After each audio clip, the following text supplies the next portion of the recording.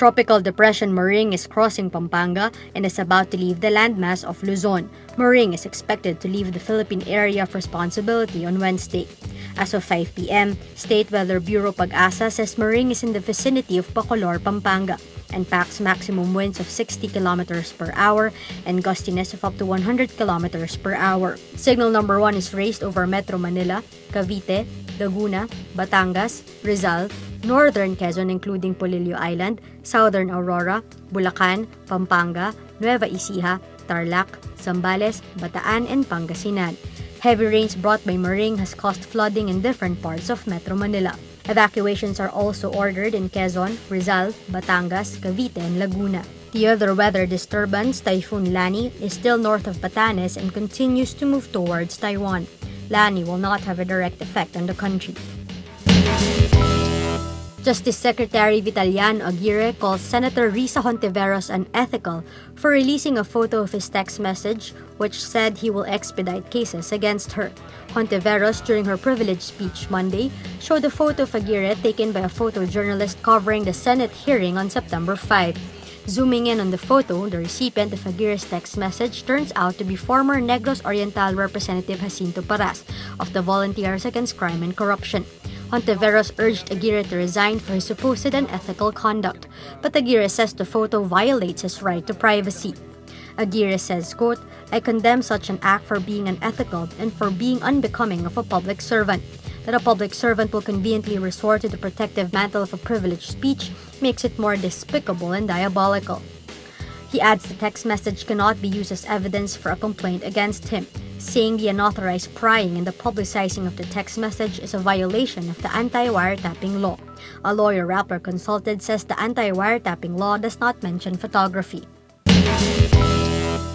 The Philippine National Police wants the corpse of the boy initially believed to be that of 14-year-old Reynaldo de Guzman returned to Gapan, Nueva Ecija. This after the PNP said the DNA of the boy did not match with his supposed parents. But the public attorney's office immediately debunked the PNP's claim, saying the boy was de Guzman based on a comparative analysis of facial features and body markings. The corpse was supposed to be buried Wednesday, but the PNP says it needs to be re-examined.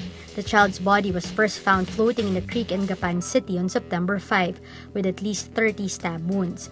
The boy's head was wrapped in packing tape. A day later, de Guzman's parents positively identified the boy as their missing child, who was last seen last month with Carl Arnaiz.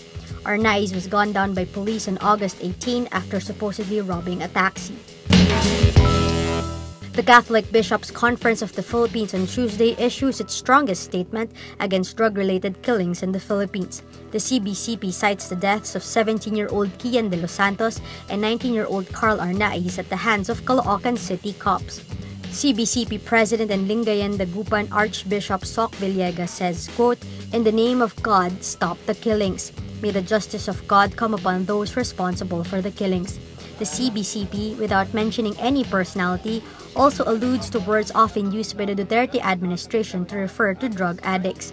Villegas says, quote, "When we label members of our society because of the offenses they commit or that we impute rightly or wrongly against them as unsalvageable, irremediable, hopelessly perverse, or irreparably damaged, then it becomes all the easier for us to consent to their elimination, if not to participate outright in their murder."